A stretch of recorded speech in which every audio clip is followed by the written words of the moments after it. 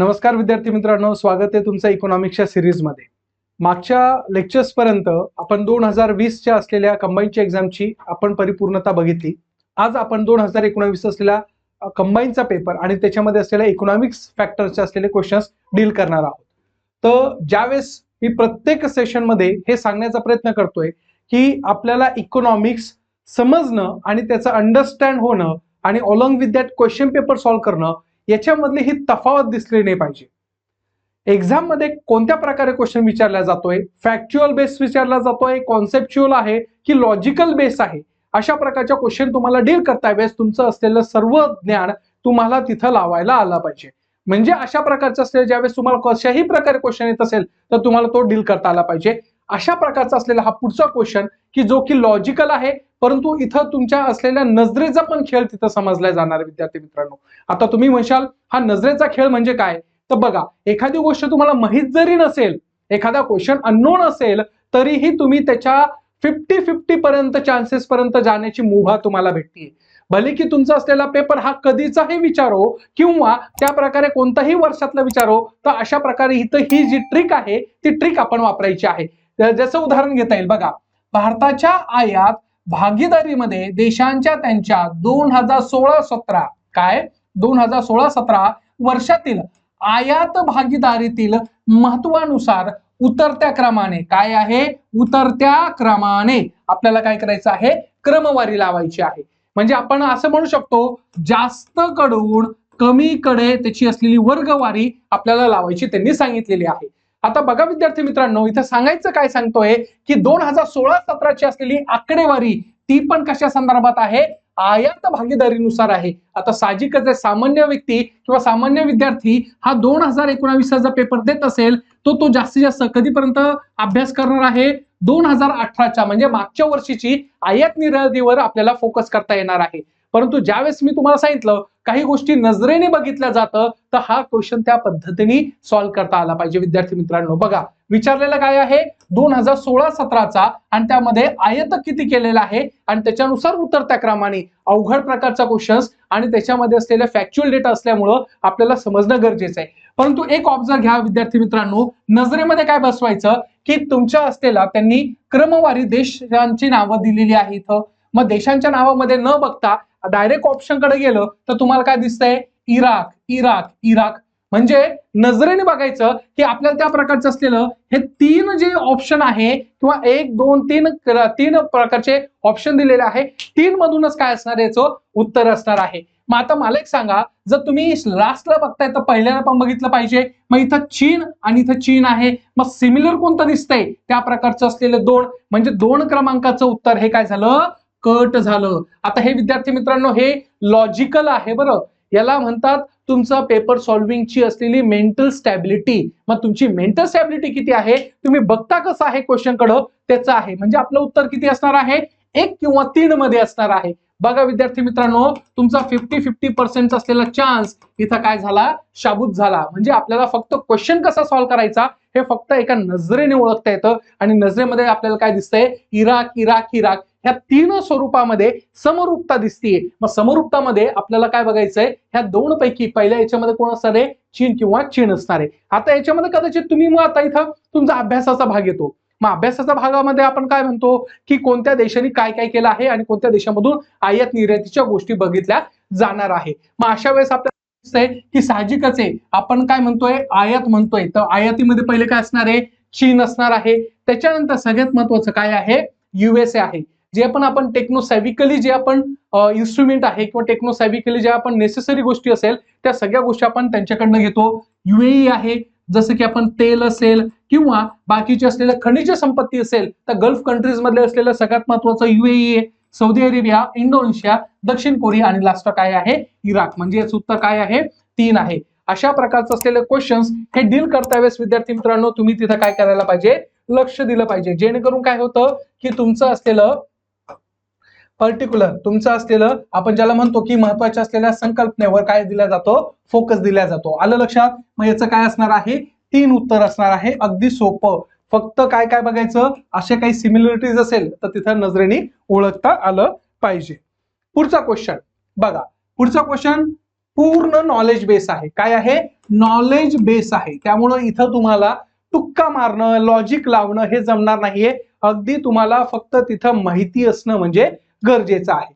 मग ज्यावेळेस आपण म्हणतो, पुढचा क्वेश्चन काय आहे, जननी सुरक्षा योजना ही 100% केंद्राने प्रायोजित केलेली योजना आहे आणि त्यानुसार रोख मदत डॅश डॅश या बरोबर दिली जाते. म्हणजे आपल्याला तिथं अर्ध उत्तर यांनी सांगून ठेवलेलं आहे. काय सांगितलेलं आहे? जननी सुरक्षा योजना शासनाची असून ही केंद्र पुरस्कृत असून 100% म्हणजे सेंट्रल स्पॉन्सर स्कीम्स आहे 100%. आणि त्या पद्धतीने आता ह्या गोष्टीच्या माध्यमातून आपण ज्या महिला आहे त्या महिलांना काय करतोय? रोख मदत करतोय. आणि त्याच्यानंतर काय करतोय? मग अशा प्रकारचा क्वेश्चन म्हणजे अर्धा क्वेश्चन त्यांनी सॉर्ट आउट करून दिलेला आहे. आपल्याला फक्त बाकीचा पोर्शन जो आहे तो बघायचा आहे. काय सांगितलेलं आहे? जननी सुरक्षा योजना. मग तुमच्या असलेल्या दवाखान्यातील बाळंतपणाच्या संख्येत वाढ करणे. बर, ओके. त्याच्यानंतर बाळंतपण आणि बाळंतपणानंतरची ही असलेली दक्षता असेल. त्याच्यानंतर गरीब स्त्रिया यांच्या दवाखान्यात बाळंत होण्याचे प्रमाण कमी आहे त्यावर अधिक भर देणे. मग अशा प्रकारचे 3 आणि लास्ट आहे वरील सर्व. मग इथं जेव्हा तुम्ही ऑब्झर्व करता तर त्यावेळेस तुम्हाला लक्षात काय येत आहे की इथं त्यांनी सांगितले की रोख मदत आहे आणि अजून काय दिलं जाणार आहे. मग अजून काय दिलं जाणार असेल तर त्यावेळेस साहजिकच काय असणार आहे? बाळंतपण आणि बाळंतपणानंतरची असलेली दक्षता. साहजिकच आहे जननी सुरक्षा योजना 2005 ला काय झाली होती? स्टार्ट केली होती. कधी केली होती? सॉरी 2015 ला. काय विद्यार्थी मित्रांनो? 2015 ला काय केली होती? सुरुवात केली होती. आणि याचा सगळ्यात महत्वाचा मुद्दा काय होता की ज्या पण आपण इन्स्टिट्यूशनल डिलिव्हरी करणार आहोत म्हणजे संस्थानात्मक प्रसूती करणार आहोत त्या संस्थानात्मक प्रसूती अंतर्गत महिलांना त्या प्रकारच्या सगळ्या औषधी उपचार असेल त्या संदर्भामध्ये असलेले त्यांच्या जे पण ट्रॅव्हलिंग खर्च असेल तो पण खर्च करणे अलॉंग विथ दॅट त्या बाळंतीण असलेल्या महिलेला आपल्याला पर्टिक्युलर ज्या वेळेस त्यांची डिलिव्हरी होणार आहे तेव्हा तर सुरक्षा द्यायची, परंतु तुमच्या असलेल्या बाळंतानंतर 6 महिन्यापर्यंत किती? 6 महिन्यापर्यंत त्यांना सगळ्या सुरक्षतेची पोचपावती त्यांच्यापर्यंत पोहोचविणे याच्यासाठी सुरू केलेली ही काय आहे? जननी सुरक्षा योजना आहे. त्या याच्यामध्ये काय 2015 पासून सुरुवात आहे. त्या प्रकारचं 100% काय आहे? केंद्र पुरस्कृत आहे किंवा केंद्राने तयार केलेली काय आहे? योजना आहे. अशा पद्धतीने आपल्याला दिसून येतं. मग याचं उत्तर किती आहे? 2 क्रमांकाचं आहे. किती आहे? 2 क्रमांकाचं उत्तर आपल्याला दिसून येतं. पुढचं, थॉमस पिकेटीचे पुस्तक कॅपिटल या खालीलपैकी कशाचे विश्लेषण करते? आता बघा, आपल्याला बेसिक कॉन्सेप्ट माहित नसेल तर कसं डील करायचं याला.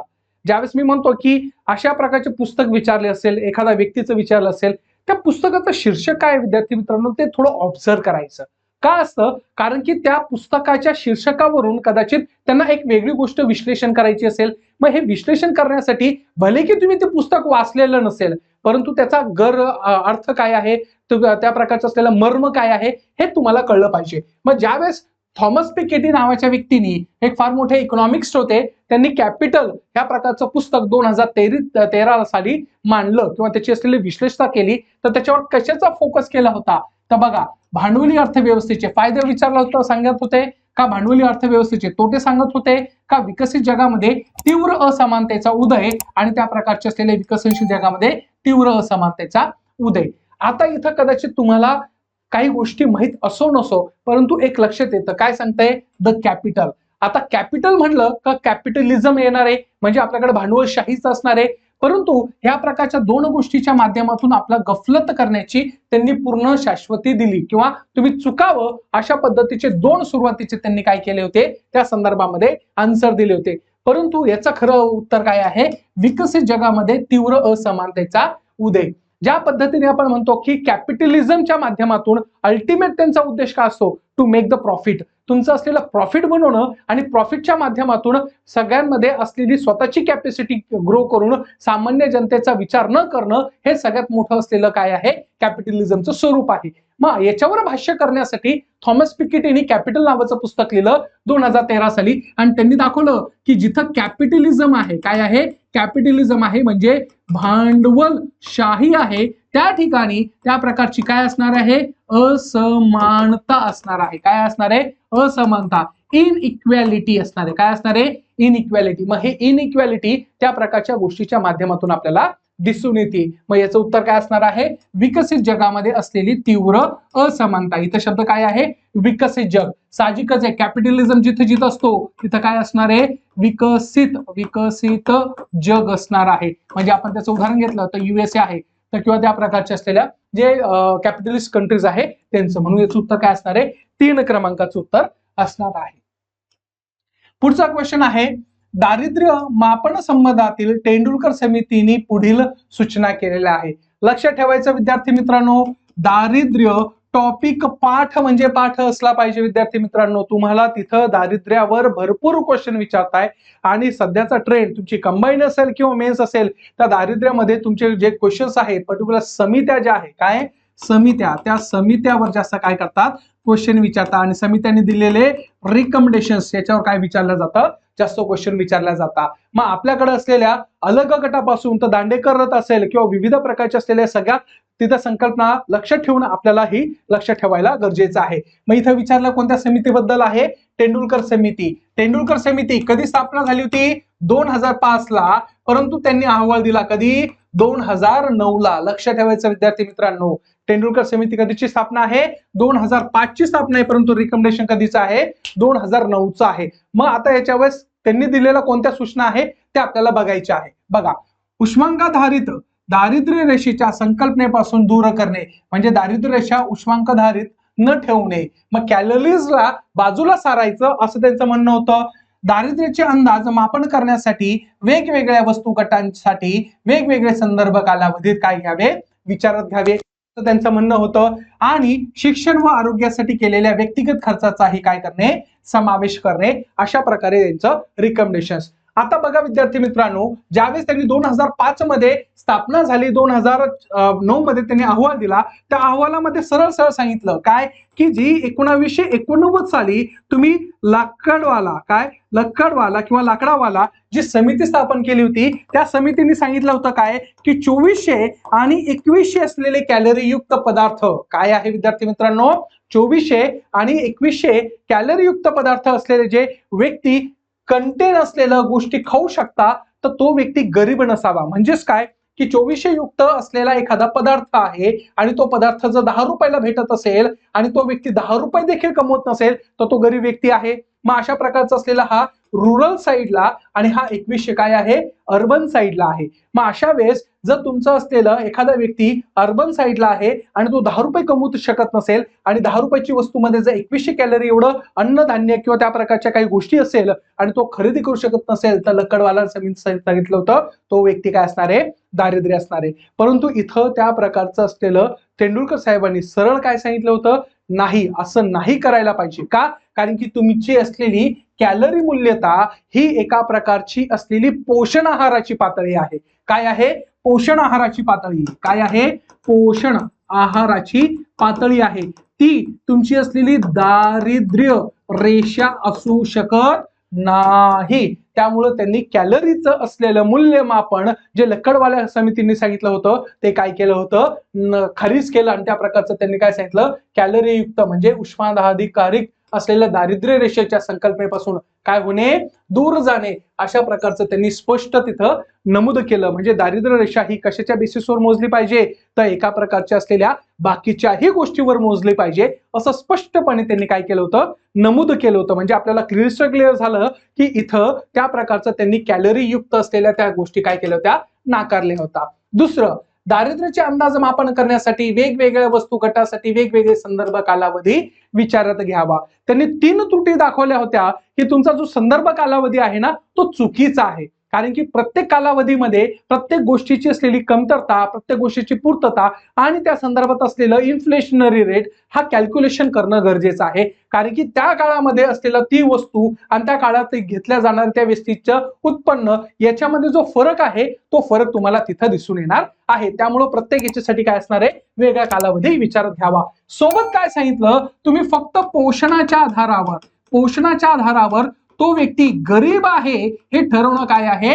चुकीचं आहे. त्या व्यक्तीला जर तुम्ही प्रॉपरली रित्या तुमचं असलेलं शिक्षण आणि आरोग्य खर्च करू शकत नसेल, तर त्या प्रकारच्या गोष्टीच्या माध्यमातून तो गरीब आहे असं तिथं कन्सिडर करावं. का?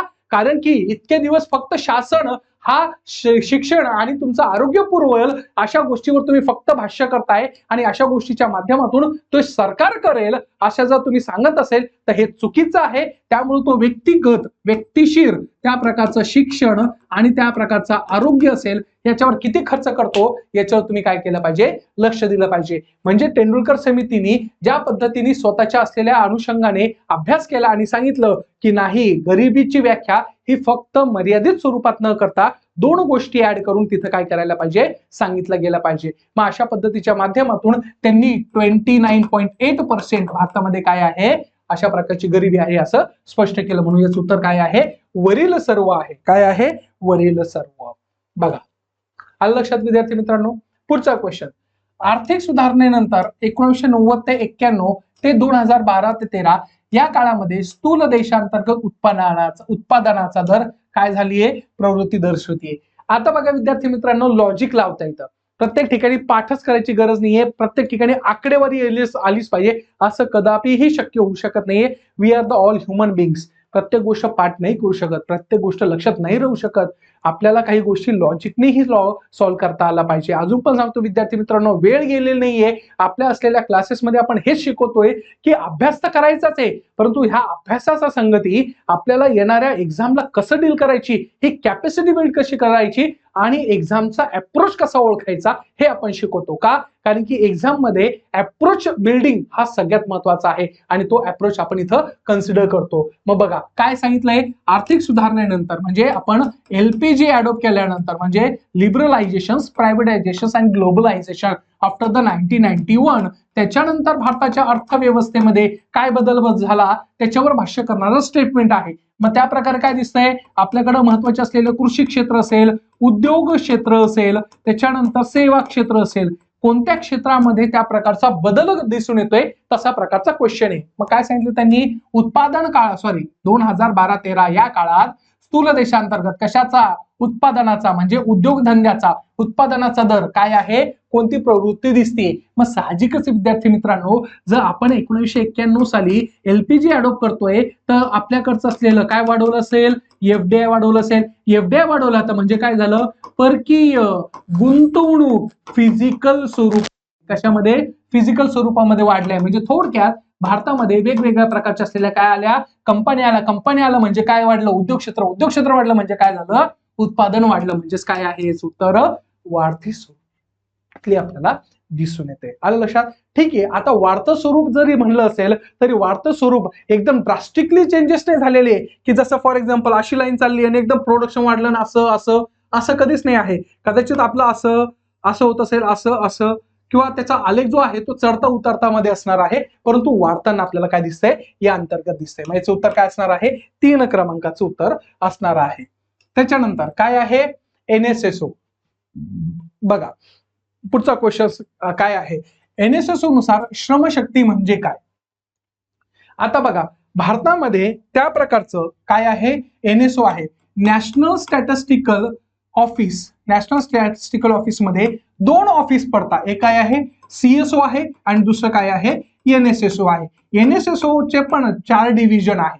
आता बघा NSSOचं काम काय आहे, तर नॅशनल सॅम्पल सर्वे ऑर्गनायझेशन किंवा त्याला ऑफिस म्हणतात. काय, नॅशनल सॅम्पल सर्वे ऑर्गनायझेशन आहे. मग अशा पद्धतीचं असलेलं हे ऑर्गनायझेशन काय करत असतं, नेहमी सर्वे करत असतं. काय करत असतं विद्यार्थी मित्रांनो, सर्वे करतं. मग ते सर्वे करतं आणि कशाचं सर्वे करतो, तर त्या प्रकारे भारतामध्ये असलेला बेरोजगारी किंवा त्या प्रकारचं रोजगारी किती आहे आणि कोणत्या स्वरूपातली आहे याचं संपूर्णरित्या विश्लेषण करता वेळेस सर्वेक्षण करायचा अधिकार किंवा त्या प्रकारची असलेली मुभा कोणाला दिलेली आहे, NSSO ला दिलेला आहे. CSO हे सगळ्या डेटा NSSO केलेला डेटा कोणाला देता, CSO ला देता. CSO ची स्थापना कधीची आहे, 1954 ची आहे. मग अशा प्रकारचा हे NSSO पूर्ण सर्वे करतं. बेरोजगार किती आहे, रोजगारीत किती आहे ते तिथं भाषण किंवा त्या प्रकारचा संदर्भ तिथं देतो. पण त्यांनी काय सांगितलेलं आहे की भारतामध्ये काय, भारतामध्ये नीट लक्ष द्या, भारतामध्ये आपल्याकडे काय आहे, कार्यकारी गटांची संख्या ही काय आहे, जास्त आहे. मग हा कोणता आहे, कार्यकारी गट म्हणजे 15 ते 64 असलेला कोणता आहे, कार्यकारी गट आहे. मग आता ह्या कार्यकारी गटामधला जो व्यक्ती काय जो व्यक्ती त्या प्रकारचं काय असेल, रोजगारीत असेल, काय असेल, रोजगारीत असेल किंवा त्या प्रकारचा असलेला बेरोजगारीत असेल, तो व्यक्ती काय म्हणून कन्सिडर होणार आहे, ह्याला काय म्हणतात, श्रमशक्ती म्हणतात. काय म्हणतात, श्रमशक्ती. म्हणजे भारताकडं असलेलं ही कार्यकारी गटांची संख्या ही जी प्राबल्य स्वरूपातली आहे, तर त्या प्राबल्य स्वरूपामध्ये जो व्यक्ती काम करतोय किंवा त्याला काम करण्याची इच्छा आहे, या संपूर्ण गटाला काय म्हणतात, श्रमशक्ती असे म्हटले जातात. मग तुमचं असलेलं जर आन्सर काय आहे बघा, अशी व्यक्ती जो रोजगाराच्या काय आहे, शोधात आहे किंवा अशा व्यक्ती ज्यांना काय मिळालेला आहे, रोजगार मिळालेला आहे. म्हणजे दोन्हीही संकल्पना कशामध्ये येतात, श्रम शक्तीमध्ये येतात. श्रमशक्ती म्हणजे काय की त्या प्रकारचा असलेला लेबर फोर्स पार्टिसिपेशन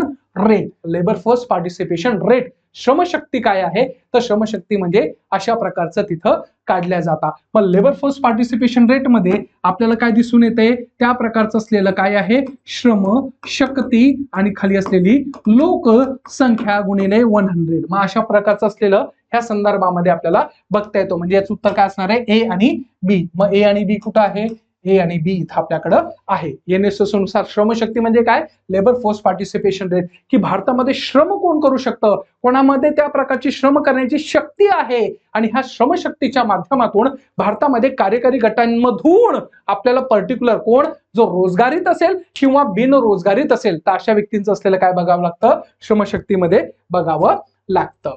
त्याच्यानंतर पुढचा क्वेश्चन, व्यापारी बँकेंनी दिलेल्या कर्जावरील व्याजदरासाठी 2010 मध्ये लागू केलेल्या पायाभूत दर काय आहे, पायाभूत दर मोजणीमध्ये पुढील कोणत्या बाबींचा काय तो विचार केला जातो.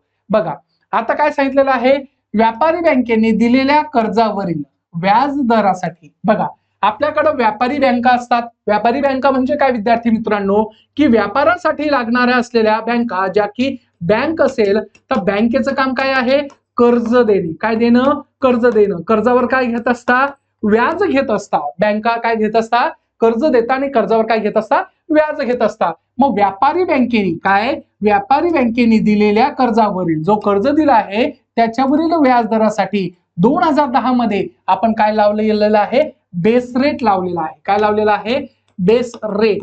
म्हणजे थोडक्यात बँकेनी त्या प्रकारचा कर्जदाराला जेव्हा कर्ज द्यायचं असेल, ते कर्जावर किती व्याज घ्यायचा हे कशावर आधारित ठरतं, तर बेस रेटवर आधारित ठरतं. कशावर रेट ठरतं विद्यार्थी मित्रांनो, बेस रेटवर तिथं आधारित ठरत असतं. की नेमकं मी बँक आहे, मी माझ्याकडे एखादा कस्टमर येत असेल, मला त्याला कर्ज द्यायचंय, मग त्याला कर्जावर व्याज किती घेणार आहे, 10% घेणार आहे, 9% घेणार आहे, 12% घेणार आहे की 18% घेणार आहे, हे कशावर ठरतं, तर त्या प्रकारचा बेस तयार करता तुम्ही आणि त्या बेसिसच्या रेटवर आधारित तुम्ही ठरवलं जातं. मग अशा प्रकारचं असलेलं त्या संदर्भामध्ये व्यापारी बँकेने दिलेल्या कर्जावरील व्याजदरासाठी 2010 मध्ये आपण काय चालू केलं होतं, पायाभूत दर चालू केला होता, बेस रेट केला होता. आणि त्या प्रकारच्या असलेल्या त्याच्यामध्ये काय गोष्टी द्यावं की ज्याच्या माध्यमातून समोरच्या व्यक्तीकडून आपण तेवढा रिफंड तेव्हा व्याज तिथं घेतला जाणार आहे. मग साहजिकच आहे काय असणार आहे, निधीवरील खर्च. तुम्ही जो निधी देणार आहे त्या व्यक्तीला, कोणाला, त्या व्यक्तीला जो तुम्ही निधी देणार आहे त्याच्यावरील खर्च तुम्ही बघणार आहे. की फॉर एक्झाम्पल बँकेने त्याला किती दिले, 25 लाख दिले. किती दिले, 25 लाख दिले. 25 लाख दिले म्हणजे आता ही निधी त्या बँकेकडची कोणाकडे गेली, त्या व्यक्तीकडे गेली. मग निधी तो सांभाळण्यासाठी जो निधी होता त्यांच्याकडे, त्यांना लागणारा सांभाळणारा खर्च, मग सगळ्या गोष्टी तिथं चेक केल्या जातात. दुसरं त्या प्रकारचं असलेलं रेपो रेट वगैरे असेल का, नाही. रेपो रेट का नाहीये, कारण की त्या प्रकारचं असलेलं रेपो रेट कधी लावणार आहे, तुमच्या असलेली कोण लावती, आरबीआय. कोणाला, त्या प्रकारचा बँकेला लावती, बरोबर आहे. पण आपण इथं काय बघतो, बँक कोणाला लेंड करतीये, व्यक्तीला करते. मग हा जो बेस रेट आहे तो बेस रेट कोणाला चेक करता, जेव्हा बँकेकडून एखादा व्यक्ती काय घेतो, कर्ज घेतो, त्याला म्हणतात बेस रेट. काय म्हणतात, बेस रेट. आणि आरबीआय जेव्हा बँकेला देत असते त्यावेळेस काय असतो, तुमचा असलेला त्या प्रकारचा असलेला बँक रेट असतो. काय असतो, बँक रेट असतो. आलं लक्षात, हा फरक आहे. काय आहे, हा बँक रेट असतो. हा कोण देतं, आरबीआय बँकेला. आणि जेव्हा बँक एखाद्या व्यक्तीला देतं त्यावेळेस काय असतो, बेस रेट असतो. मग अशा वेळेस तो repo rate, reverse repo rate कोण लावत असतं, आरबीआय बँकेला लावत असते. बँक इथं लावते का, नाही. मग अशा पद्धतीचं असलेलं हे ऑप्शन कटलं. त्याच्यानंतर काय, रोकड रोखता प्रमाण ठेवण्यासाठी येणारा खर्च, त्याला इंग्लिशमध्ये काय आहे, cost of the maintaining the CRR. CRR काय आहे, कॅश रिझर्व्ह रेशो आहे. काय आहे, cash reserve ratio. Cash reserve ratio म्हणजे काय, त्या प्रकारचा असलेला पैसा कोणाकडे ठेवावा लागतो, त्या प्रकारचा असलेला बँकेला कोणाकडे ठेवावा लागतो, RBI ला ठेवावा लागतो. मग RBI ला कडे ठेवत असताना त्या प्रकारचा CRR ठेवण्यासाठी लागणारा जो पैसा आहे किंवा ते जे गोष्टी मेंटेनिंग लागतंय त्याच्यासाठी लागणारा, आणि त्याच्यानंतर काय आहे, कमीत कमी परतावा दर म्हणजे त्या बँकेला त्याच्यातून किती रिटर्न भेटणार आहे. कधी कधी काय असतं की तुम्हाला तो कर्ज देता वेळेस तुम्हाला रिटर्न किती भेटल याची शाश्वती काय असते का, नाही. तुम्ही ठरवताय, परंतु तो व्यक्ती वेळेवर त्या प्रकारचं कर्ज भरेल, वेळेवर त्या प्रकारचा हप्ता भरेल याची शाश्वती असते का, नाही. मग अशा वेळेस कुठेतरी त्या प्रकारचा मिनिमम रेट ऑफ रिटर्न किती असेल या आधारावर तुमचा असलेला काय ठरतो, बेस रेट ठरतो. लक्षात ठेवायचं विद्यार्थी मित्रांनो, बेस रेट म्हणजे काय आहे, ACD आहे. आलं लक्षात. त्यामुळे ह्या गोष्टी इथं नसणार आहे, म्हणजे 1, 2 आणि 3 अशा प्रकारचं असलेलं काय आहे, ACD म्हणून बघितलं जातं. आलं लक्षात.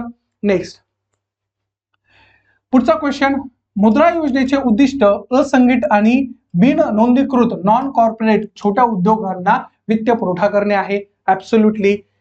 मिसिंग मिडल किंवा हरवलेला मध्य म्हणजे छोट्या उद्योगांची पुढच्या टप्प्यापर्यंत प्रगती करण्याची प्रक्रिया दुर्बळ असणे, तर त्या प्रकारच्या गोष्टीला आपल्याला हे करायचं आहे. मग आता काय विचारलेलं आहे, कोणतं बरोबर आहे. आता एक लक्षात घ्या, बघा काय सांगतो, मुद्रा योजनेचे काय, मुद्रा योजनेचे असंघटित किंवा बिन नोंदणीकृत छोट्या उद्योगांना काय करते, वित्त पुरवठा करते. आणि मिसिंग मिडल हरवलेल्या म्हणजे छोट्या उद्योगांची पुढच्या टप्प्यापर्यंत प्रगती करण्याची प्रक्रिया दुर्बळ असणे आणि त्या दुर्बळ असलेल्या व्यक्तींना प्रमोट करणे हे त्याचा मूळ उद्देश आहे. बघा मुद्रा लोन काय आहे, एका प्रकारचा 2014 ला स्टार्टला झालेली मुद्रा लोन की ज्याच्यामध्ये कोणताही व्यक्ती त्या प्रकारचा त्याला जर वाटत असेल की मला एखादा उद्योगधंदा चालू करायचा असेल तर तिथं बँकेमध्ये जाऊन मुद्रा लोनची मागणी करतो. मुद्रा लोन अंतर्गत तुम्हाला तुमच्या असलेल्या कॅपिटल ऑफ इन्व्हेस्टमेंट किंवा तुम्ही जे गुंतवणूक केली आहे त्या गुंतवणुकीच्या आधारावर किंवा तुम्हाला पूरक अशा गोष्टीच्या माध्यमातून तिथं तुम्हाला काय दिलं जातं, लोन पास केलं जातं. आणि हे लोन पास केल्यानंतर तुमची असलेली जी डिमांड ऑफ पर्टिक्युलर थिंग्स असेल त्या थिंग्सला ओरिएंटेशन धरून तुम्हाला काय दिलं जातं, कर्ज दिलं जातं. मग ह्या कर्जाच्या आधारावर तुम्ही काय करताय, त्या प्रकारची विभागणी करताय. आणि ह्या सगळ्या याच्यामध्ये सगळ्यात महत्वाचं काय आहे, असंघटित क्षेत्रामधले जे लोक आहे त्यांना उद्योगधंदे चालू करायचे असेल, मग त्या प्रकारे किशोर असेल किंवा तुमचं असलेलं आपण म्हणतो की त्याला प्रमोट करायचं असेल, ह्या किशोरच्या संकल्पनेअंतर्गत जो व्यक्ती त्याला किती लाखाचं लागतंय, 50 लाखाचं लागतंय की 20 लाखाचं लागतंय, तर अशा वेळेस त्या प्रकारच्या नोंदणीकृत असलेल्या छोट्या उद्योगांना काय केलं जातं, वित्त पुरवठा केला जातो. हे मुद्रा लोनचं काय आहे, महत्वाचं आहे. हे काय केलं जातं, कारण की आपल्याकडे असलेलं सगळ्यात महत्वाचं म्हणजे छोटे उद्योग हो, त्याला म्हणतात स्मॉल स्केल इंडस्ट्री. काय आहे, स्मॉल स्केल इंडस्ट्री जी आहे ना त्याच्यामध्ये नियर टू बी 70 to 80% काय आहे, रोजगार क्षमता आहे. काय आहे, रोजगार क्षमता. साहजिकच आहे जर भारतामध्ये 70 ते 80% स्मॉल स्केल इंडस्ट्री जर प्रबळ करायची असेल, तंदुरुस्त करायची असेल, त्यांची दुर्मिळता कमी करायची असेल तर आपल्याला काय करावं लागणार आहे, मुद्रा लोन द्यावं लागणार आहे. म्हणून यांना काय म्हणतात, मिसिंग मिडल आहे. काय आहे, मिसिंग मिडल आहे. एक तर काय असतो, हे तुमचं असलेलं स्मॉल स्केल इंडस्ट्री असतात, छोटे उद्योग असतात. मग याच्यामुळे काय होतं, मोठमोठ्या उद्योगांना म्हणजे मोठमोठ्या असलेल्या ज्या कंपन्या आहे, इंडस्ट्री आहे, तुम्ही त्यांना फक्त पेमेंट करता, बाकीच्यांना कोणाला पेमेंट करत नाही. मग अशा प्रकारे जर खऱ्या अर्थाने तुमचा रोजगार क्षमता जर त्या प्रकारे पर्टिक्युलर आपण ज्याला म्हणतो स्मॉल स्केल इंडस्ट्रीकडे असेल तर तुम्ही त्यांना लोन दिलं पाहिजे. त्याचा हा काय आहे, मूळ गाभा आहे. मग अशा प्रकारचं काय आहे, ए आणि बी दोन्ही आपल्याला दिसून येते.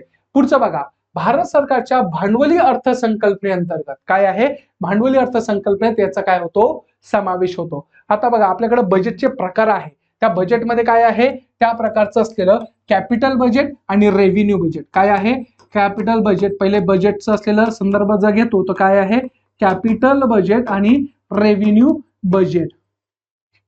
ज्यावेळेस कॅपिटल बजेट म्हणतो तर त्यावेळेस काय असणार आहे, कॅपिटल रिसिप्ट आणि कॅपिटल काय असणार आहे, एक्सपेंडिचर. कॅपिटल रिसिप्ट आणि कॅपिटल एक्सपेंडिचर असणार आहे. रेव्हेन्यू बजेटमध्ये पण काय, रेव्हेन्यू रिसिप्ट असेल आणि त्या प्रकारचं रेव्हेन्यू एक्सपेंडिचर असणार आहे. सिंपल आहे विद्यार्थी मित्रांनो. भांडवली काय अर्थसंकल्प, भांडवली अर्थसंकल्प म्हणजे काय की तुमच्याकडे जे भांडवल तयार झालेलं आहे, काय तुम्ही भांडवल तयार केलेलं आहे, मग ते कर्जाच्या स्वरूपात असेल, अंतर्गत कर्जाच्या स्वरूपात असेल किंवा तुम्ही डिसइन्व्हेस्टमेंट करून केलेलं पैसा असेल, मग त्यामधून तुम्हाला काय होत आहे, रिसिप्ट तयार होत आहे. रिसिप्ट म्हणजे काय, तुमच्याकडे पैसे कसे येत आहे, मग कॅपिटल फॉर्मेशन करून येत आहे का, अंतर्गत कर्ज घेऊन का बहिर्गत कर्ज घेऊन किंवा डिसइन्व्हेस्टमेंट करून तुम्ही भांडवल त्या प्रकारे जमा करताय, तर हे कुठं दिसतंय, कॅपिटल रिसिप्ट. आणि कॅपिटल रिसिप्ट मधून तुम्ही काय करताय, कॅपिटल एक्सपेंडिचर करत असेल तर हे सगळं कुठं कॅल्क्युलेट केलं जातं, कॅपिटल बजेटमध्ये. भारत सरकारच्या असलेल्या भांडवली अर्थसंकल्पात म्हणजे कॅपिटल बजेटमध्ये काय असणार आहे, कॅपिटल रिसिप्ट असती आणि कॅपिटल काय असतो, एक्सपेंडिचर असतो. मग अशा प्रकारचं याचं काय असणार आहे, दोन उत्तर असणार आहे. त्याच्यानंतर भारतातील एकूण राज्यापैकी कोणते राज्य बँकेमधील ठेवी जमा करण्यामध्ये काय आहे, अग्रेसर आहे. आता हा एक फॅक्च्युअल डेटा आहे, त्यामुळे तुम्हाला माहिती असणं अपेक्षित आहे किंवा तुमच्या वाचनामध्ये आलंच पाहिजे, किंवा तुमचं असलेलं बेसिकली कोळंबे सरांचं पुस्तक आहे त्याच्यामध्ये फॅक्च्युअल डेटा दिलेला आहे, तर तुम्ही पाठ केला पाहिजे. त्याच्यामध्ये काय दिसून येतंय, पर्टिक्युलर तुमचं असलेलं महाराष्ट्र त्याचं उत्तर आहे. त्याच्यानंतर बघा 83-84 ते 2011-12 या काळातील केंद्र सरकारच्या दायित्वामध्ये म्हणजे लायबिलिटीज मध्ये कोणत्या देयता सर्वात अधिक होत्या, म्हणजे तुमचं असलेलं लायबिलिटीज क्रिएट झाले आणि तुम्हाला द्यायचं होतं, मग अशा वेळेस त्या प्रकारच्या असलेल्या त्या दायित्वामध्ये कोण सर्वाधिक म्हणजे कोणत्या असलेल्या सर्वाधिक असलेल्या गोष्टी तिथे आपल्याला बघता येत आहे. मग अशा वेळेस असलेलं कोणतं आहे, सर्वाधिक दायित्व होतं कोणतं काय आहे, अंतर्गत देयता म्हणजे किंवा इंटरनल लायबिलिटीज आहे. एक्सटर्नल लायबिलिटीज वगैरे त्या प्रकारच्या असलेलं त्या आपण म्हणतो की इंटरनल लायबिलिटीज ही काय आहे, जास्त आहे. म्हणजे लोकांनी बँकेत पैसे ठेवले असेल तर देणं असेल, त्या प्रकारचे एफडी केलेल्या असत्या त्या द्यावं लागतात. मग अशा सगळ्या विविध प्रकारच्या असलेल्या इंटरनल काय आहे, लायबिलिटीज आहे. त्याच्यानंतर लिंग अंदाजपत्रक म्हणजे काय, जेंडर बजेटिंग काय आहे, जेंडर बजेटिंग. आता बघा जेंडर बजेटिंग मध्ये सगळ्यात महत्वाचं असलेलं काय आहे की इथं तुम्हाला शब्दांचा फरक कळला पाहिजे, जेंडर आणि सेक्स मधला. मग अशा वेळेस तुमचा अभ्यासाचा भाग म्हणजे काय, जेंडर आणि सेक्स म्हणजे काय हे पहिलं अभ्यासलं पाहिजे. आता गव्हर्नमेंटनी त्या प्रकारचं असलेल्या जेंडर बजेटिंगची कॉन्सेप्ट तिथे इंट्रोड्यूस केली आहे आणि 2013 पासून महाराष्ट्र गव्हर्नमेंटनी काय केलेलं आहे, तिथं पण जेंडर बजेटिंगची कॉन्सेप्ट ही इंट्रोड्यूस केलेली आहे. मग आपल्याला कळलं पाहिजे की जेंडर बजेटिंग म्हणजे काय. मग अशा वेळेस काय दिसतंय की financial provision for the more gender equal society, financial provision for the more gender unequal society हे असू शकत नाही. Financial provision to achieve the human development हे पण नाहीये. Financial provision for the equality of every citizen no. तर काय असणार आहे उत्तर, financial provision for the more gender equal society. आता लक्षात ठेवायचं, जेंडर जेव्हा म्हणतो तर जेंडर मध्ये त्या प्रकारचं असलेलं मुख्यतः तुम्ही इतके दिवस फक्त मेल अँड फिमेल घेत होते, परंतु त्या प्रकारचं असलेलं फिमेलचंही अस्तित्व अलॉंग विथ दॅट सगळ्या बजेटमध्ये ज्या ज्या तुम्ही प्रोव्हिजन करणार आहात त्या प्रोव्हिजन मध्ये कोणाला कन्सिडर करायला पाहिजे, महिलांना पहिलं तिथं कन्सिडर करायला पाहिजे. फॉर एक्झाम्पल एखादी XYZ नावाची तुम्ही काय बनवताय, योजना बनवताय आणि योजनेमध्ये तुम्ही सांगताय की SC आणि ST लोकांचं डेव्हलपमेंट करताय, परंतु SC ST मध्ये कोणाला पहिलं लक्षात घ्या, तुम्ही महिलांना लक्षात घ्या. म्हणजे SC ST च्या महिला, तुम्ही SC ST कम्युनिटीच्याही बियॉन्ड जाऊन तुम्ही कोणाला संरक्षण दिलं पाहिजे, SC STच्या महिलांना संरक्षण दिलं पाहिजे. It's kind of a gender budgeting असं त्याचं काय आहे अर्थ आहे. म्हणून याचं उत्तर काय असणार आहे, पहिल्या क्रमांकाचं. त्याच्यानंतर खालील विधाने विचारात घ्या. आर्थिक नियोजनाच्या पहिल्या 4 दशकांमध्ये, आर्थिक नियोजनाच्या पहिल्या 4 दशकांमध्ये वस्तू करावरील भर वाढवला होता. त्यांच्या वस्तू करांचा केंद्र सरकारचा एकूण कर उत्पन्नामध्ये 1990-91 मध्ये 84% होता. अप्रत्यक्ष उत्पन्न एकूण कर उत्पन्नाचे गुणोत्तर 16-17 मध्ये 51.7% होते. आता काय विचारलं त्यांनी, चुकीचं आहे. आता बघा विद्यार्थी मित्रांनो, इथं तुम्हाला काहीच माहिती नाहीये, अपेक्षित पण नाही की तुम्ही आलंच पाहिजे, हे पण होऊ शकत नाही की तुम्हाला सगळा डेटा पाठ होणार आहे. पंचवार्षिक योजना विशेषतः पहिले 4 दशकांबद्दल भाष्य करताय, मग तर तुम्हाला येणं अपेक्षित नाहीये. तर अशा वेळेस काय करायचं विद्यार्थी मित्रांनो, एक तर माहित नसेल तर क्वेश्चन स्किप करायचा किंवा त्या प्रकारचं लॉजिक लावायचं. काय की हे तर एवढं तर मायन्यूट डेटा जो दिलेला आहे तो चुकीचा असू शकत नाही आणि त्या प्रकारच्या वरची जी भाष्यता केली आहे, वाढला आहे कमी केला आहे, आपण असं कन्सिडर करू की तो काय केला असेल, वाढलाच असेल. मग चुकीचं काय आहे असं विचारलं कोणतेही नाही. अशा प्रकारे तुम्ही उत्तर तिथं देऊ शकता, कारण की प्रत्येक गोष्ट माहित होणं अपेक्षित नाही.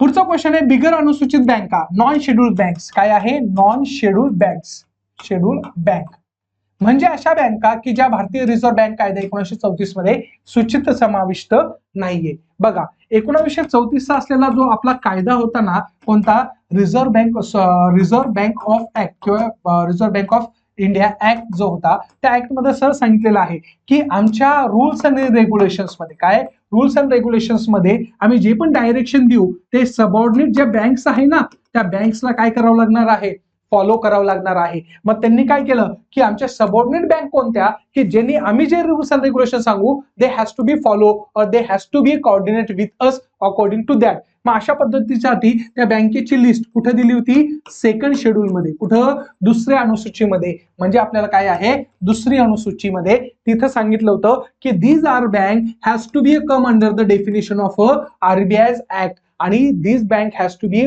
done in every things or which are to be necessary for the development of economical activities which are ensure the all the financial activities. आणि त्या सगळ्या गोष्टी मान्य करावं लागला कोणाला, तुमच्या असलेल्या बँकांना. कोणाच्या मार्गदर्शनाखाली, आरबीआयच्या. मग कुठं दिली होत्या, दुसऱ्या असलेल्या अनुसूचीमध्ये दिलेलं दिसून येते. लास्ट क्वेश्चन आहे विद्यार्थी मित्रांनो, तो म्हणजे काय, मध्यावधी राजकोषीय सुधारणाचा काय आहे अंतिम उद्देश काय आहे. मग अशा प्रकारचं असलेलं इथं क्वेश्चन विचारल्यानंतर आपल्याला काय दिसतंय, मध्यावधी राजकोषीय सुधारणाचा अंतिम उद्देश काय असणार आहे. बघा, कर्ज स्थिरस्थित पातळीवर पर्याप्त घटविणे, ओके. राजकोषीय तुटीची वाढ करणे, त्याच्यानंतर चालू खात्यावरील तूट कमी करणे आणि अर्थसहाय्य कमी करणे. आता बघा, सिंपल इंग्लिश मध्ये वाचलं तर काय आहे की the ultimate aim of a medium terms fiscal reform is to the bring down the debt sustainable level. Yes, absolutely. Increase the fiscal deficit.